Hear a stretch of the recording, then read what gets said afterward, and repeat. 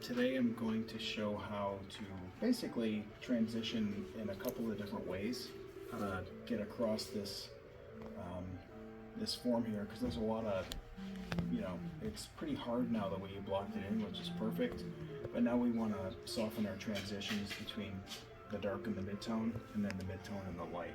If we're looking at the palette, you have your dark up here, basically that's about your midtone, kind of going into your lights there. So just so you know, that's what our pools of color are. So one way to do this is to actually just soften the edge of the dark that you have in there, and you're going to use the paint that you already have on there to kind of fuss that edge together. And sometimes you get these little pulls where the paint comes up. So this is a very imperfect way to do this, and a lot of times beginners do this because they're like, well, I have the paint on there and I'll just brush the difference, or I'll pat the difference without really doing anything else. This is a cheap and quick way to do it. Not really the best all the time. So I'm going to go to option B. So on the palette here, I'm going to mix a color between my the darkest dark and then what my midtone is, getting a between color. So by actually painting this between, you actually create form by making another color. So if I go back down, I dip back into my dark, I wipe my brush. Now I'm actually painting the transition with paint, which sounds funny. I'm not futzing paint around. If I need to create a transition, I dip in between my between color and I place the transition in there. And this is pretty much straight old master ideas. If I start getting the pull here, I go back in and I make sure that I have more paint on my brush.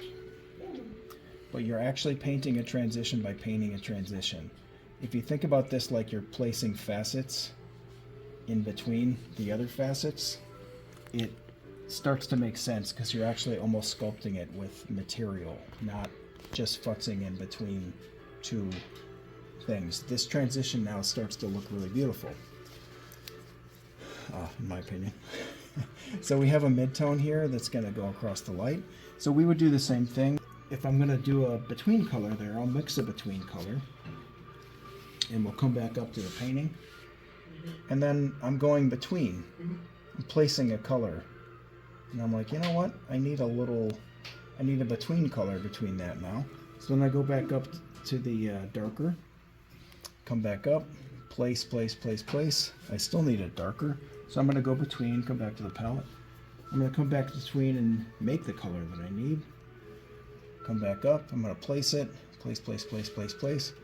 And then you're doing this little thing where you're just putting in the colors you need.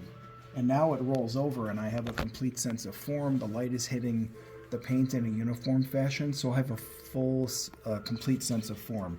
The quick and dirty way of just taking a brush and futzing between this, it'll get you a little bit. You know, it might work and it might not. You might not have enough paint. It might, maybe. If I was doing a quick sketch, if I was doing an alla prima, might get away with that. If you're building form for the long term, you have to place the transitions in there. And it requires that you take responsibility and see them and not just smush your paint together. And that is 2 ways to make transitions.